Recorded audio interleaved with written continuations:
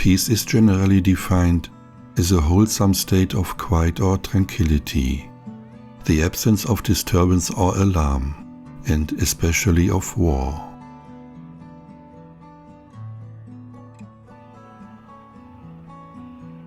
Peace in today's terminology is the general state between people, social groups, or states in which existing conflicts are settled within legally established norms without violence. In religion, peace means security in God. Peace in the biblical sense is more than the absence of war. Peace means having good relationships with other people, with oneself, and with God. Peace is the situation in which human life and coexistence in every respect is such that people are doing well.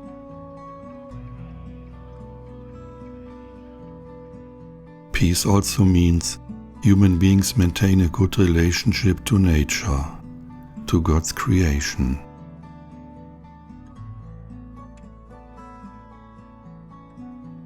Only when all creatures come into their own will there be peace. Inner peace means living in harmony with oneself. Inner peace enables one to find peace outwardly and to bring peace into the world. The idea of peace is also closely linked to the idea of justice. You can also create peace in the family.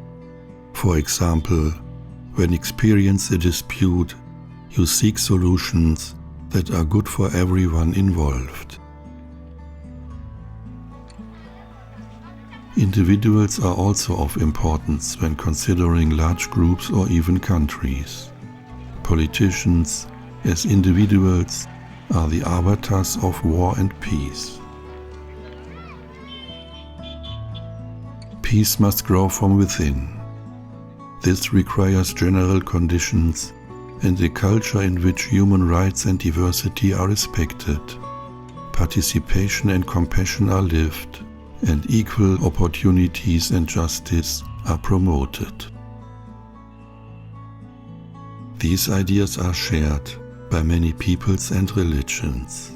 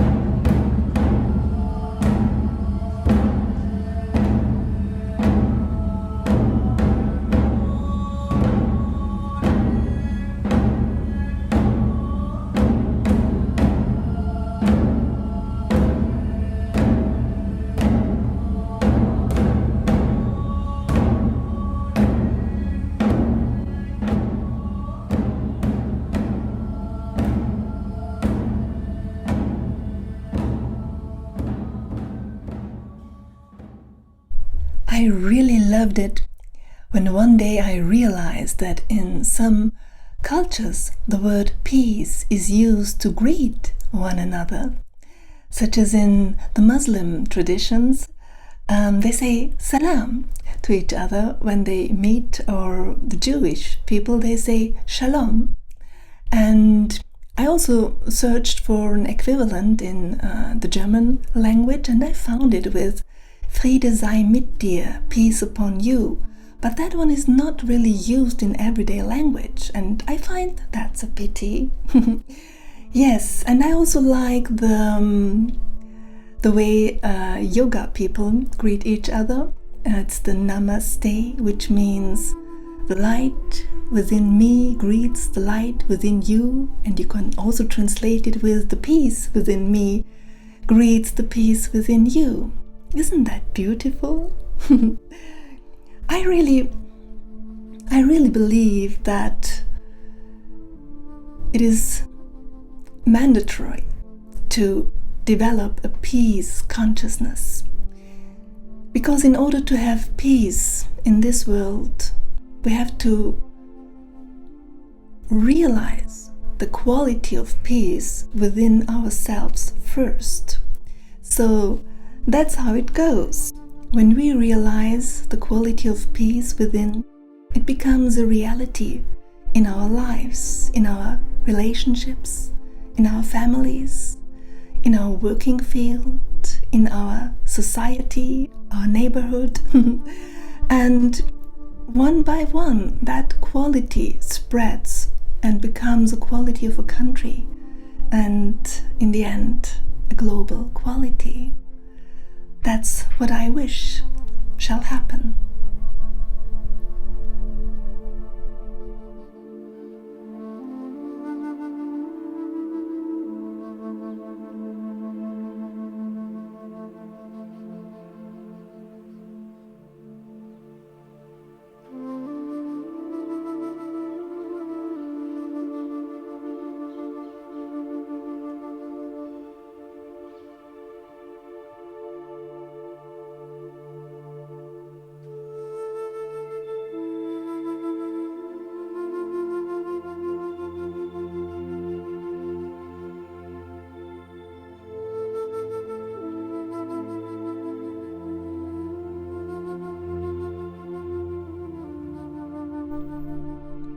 For me, the concept of attaining peace is a radical personal one by now.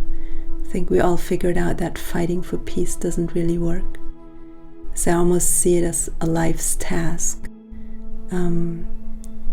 We all know we have soul consciousness, and that's the only consciousness when we really probably can experience peace. So anything that happens to me that triggers any negative emotion or any irritation, I see as a task that needs to be overcome, a kink that needs to be ironed out in my consciousness. And to take that event into meditation and compare it or solve it in communion with that soul consciousness, to me is the way to gradually attaining a peaceful state.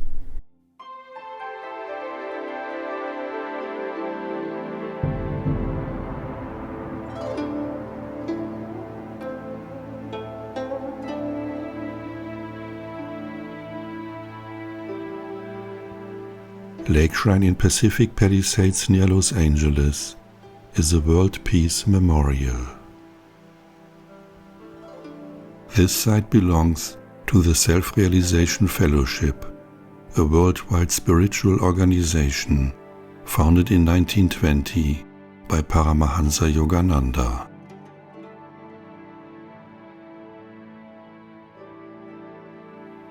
Lake Shrine is a place of contemplation and spiritual renewal, and represents the unity of all religions. Behind the Golden Lotus Archway, in a wall-less temple open to the sky, is the Gandhi World Peace Memorial. A brass container holds a portion of Mahatma Gandhi's ashes. It is the first monument in the world that was built in honor of Mahatma Gandhi, the greatest apostle of peace in the 20th century. Yogananda said, "The non-violent voice of Gandhi appeals to man's highest conscience. Let nations ally themselves no longer with death, but with life, not with destruction, but with construction, not with hate, but with the creative miracles of love.